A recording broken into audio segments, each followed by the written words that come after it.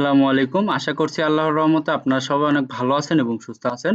তো বন্ধুরা, আপনাদের জন্য আরেকটি নতুন নিয়োগ বিজ্ঞপ্তি নিয়ে হাজির হলাম। এটা হচ্ছে গণপ্রজাতন্ত্রী বাংলাদেশ সরকার ফায়ার সার্ভিস ও সিভিল ডিফেন্স অধিদপ্তর কাজী আলাউদ্দিন রোড, ঢাকা।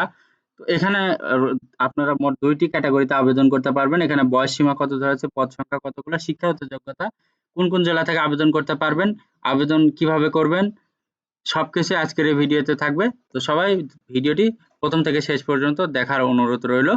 এবং ভিডিওটি শুরু করার আগে আপনাদের কাছে ছোট্ট একটি অনুরোধ, আমার ইউটিউব চ্যানেল আনলিমিটেড জব ইনফোভিডি চ্যানেলটি অবশ্যই আপনারা সাবস্ক্রাইব করে রাখবেন। তো বন্ধুরা, চলুন আজকের এই ভিডিওটি আপনাদের সামনে প্রকাশ করা হচ্ছে। তো ভিডিওটি সবাই মনোযোগ দিয়ে দেখতে থাকুন।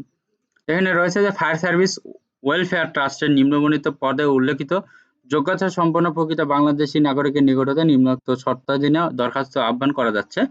তো আপনারা এখানে মোট ২টি পদে আবেদন করতে পারবেন। এখানে ১ নম্বর যে ক্যাটাগরি রয়েছে এটা হচ্ছে সেফটি ইঞ্জিনিয়ার, বেতন আলোচনা সাপেক্ষে ধরা হয়েছে।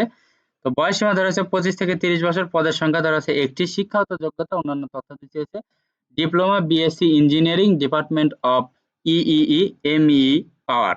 এখানে ৫ থেকে ৬ বছর চাকরির অভিজ্ঞতা চেয়েছে এবং FPS, FDS, FSS and fire safety plan এ বিষয়ে আপনার যোগ্যতা থাকতে হবে। এরপর ২ নম্বর আছে মার্কেটিং অফিসার, বেতন ধরা আছে এখানে আলোচনা সাপেক্ষে।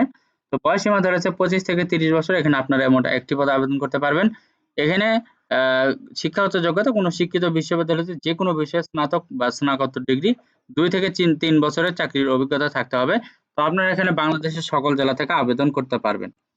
তো আবেদনের এখানে কিছু শর্তাবলী রয়েছে। এখানে দেখেন যে প্রার্থীকে অবশ্যই বাংলাদেশের নাগরিকের নিকট হতে নাগরিক হতে হবে এবং জাতীয় পরিচয়পত্র অথবা জাতীয় পরিচয়পত্র প্রাপ্তির অনলাইন আবেদনের কপি স্লিপ থাকতে হবে। জাতীয় পরিচয়পত্র অথবা জাতীয় পরিচয়পত্র প্রাপ্তির অনলাইন কপি স্লিপ ব্যতীত কোনো আবেদন গ্রহণযোগ্য হবে না।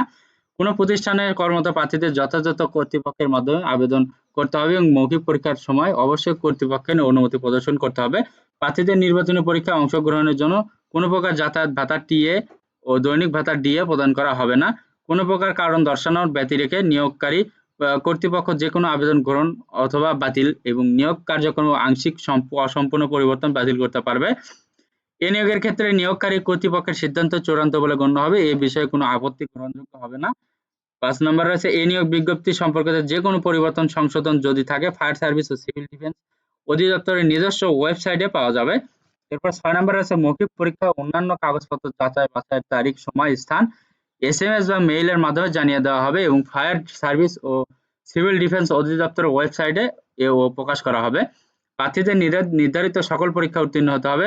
কেবলমাত্র মৌখিক পরীক্ষার জন্য নির্বাচিত প্রার্থীদের আবেদনপত্রে উল্লেখিত তথ্যাদির সঠিকতা প্রমাণের জন্য সনদ বা প্রমাণপত্রের মূল কপি, শিক্ষাগত যোগ্যতা সনদ, বয়স প্রমাণের জন্য জাতীয় পরিচয়পত্র, পৌরসভার mayor, councillor, UP chairman, city corporation councillor কর্তৃক নাগরিকত্ব সনদ, ইতিপূর্বে সর্বশেষ চাকরি করেছেন এমন কর্তৃপক্ষের নিকট হতে সন্তোষজনক চাকরির সনদপত্র এবং প্রথম শ্রেণীর গেজেটেড কর্মকর্তা কর্তৃক চারিত্রিক সনদ সহ সকল সনদ বা প্রমাণপত্রে এক কপি, এক সেট ফটোকপি এবং প্রথম শ্রেণীর গেজেটেড কর্মকর্তার সত্যায়িত হতে হবে। মৌখিক পরীক্ষার সময় জমা দিতে হবে।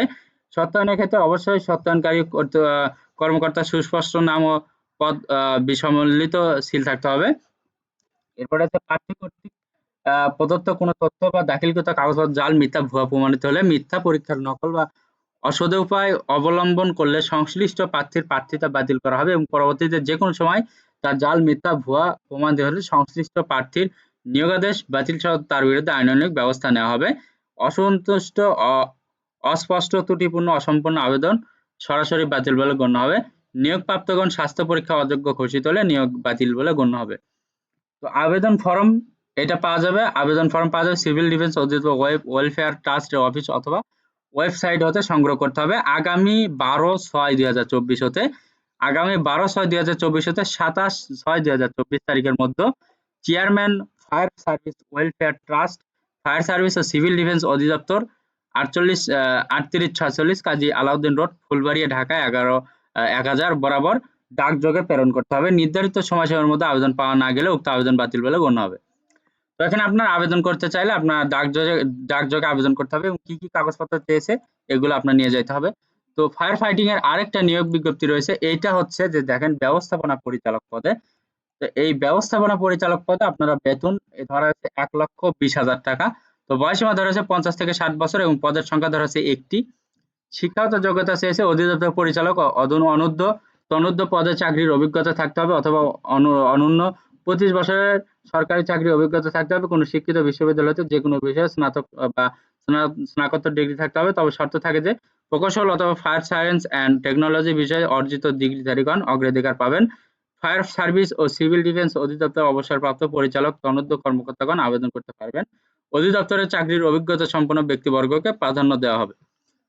তো আপনারা এখানে বাংলাদেশ সকল জেলা থেকে আবেদন করতে পারবেন। আগের ভিডিওতে যেভাবে আবেদন করবেন এই ভিডিওতে যে পদ রয়েছে এটাতে ওই একইভাবে আবেদন করতে হবে। তো এখানে যদি আপনাদের শিক্ষাগত যোগ্যতা মিলে, যদি ভালো লাগে আবেদন করতে, অবশ্যই এখানে আবেদন করবেন। তো বন্ধুরা, যদি ভিডিওটি ভালো লাগে অবশ্যই লাইক, কমেন্ট এবং শেয়ার করবেন, যাতে আপনি দেখার পাশাপাশি আপনার বন্ধুরাও এখান থেকে দেখে উপকৃত হতে পারে। তো আর ছোট্ট একটি অনুরোধ, আমার YouTube channel unlimited job in February চ্যানেলটি অবশ্যই সাবস্ক্রাইব করে রাখবেন। তো সবার জন্য অনেক অনেক শুভকামনা। সবাই ভালো থাকবেন, সুস্থ থাকবেন। আল্লাহ হাফেজ। দেখা হচ্ছে নতুন কোনো ভিডিওতে।